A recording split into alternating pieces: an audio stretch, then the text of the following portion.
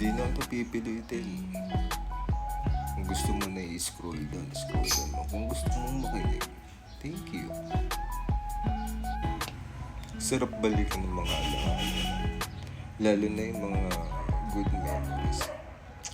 Alala ko nung elementary days.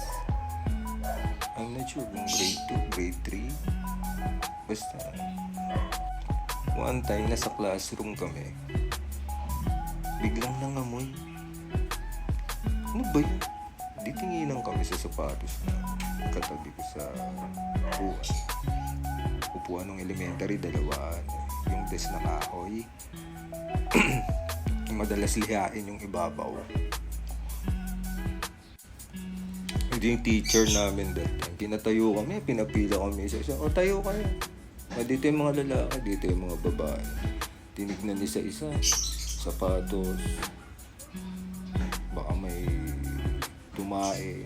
Tapos, wala naman. Balik na kami sa upuan.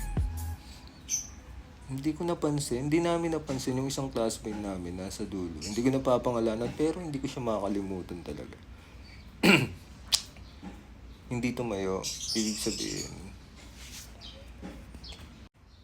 Ayun, hanggang sa may dumating na guardian, nilinis siya. Totoo pala yun, no? Makakalimutan mo yung classmate mo na first honor, tsaka yung mga katabi mo sa upuan. Pero yung tumae, hindi mo makakalimutan.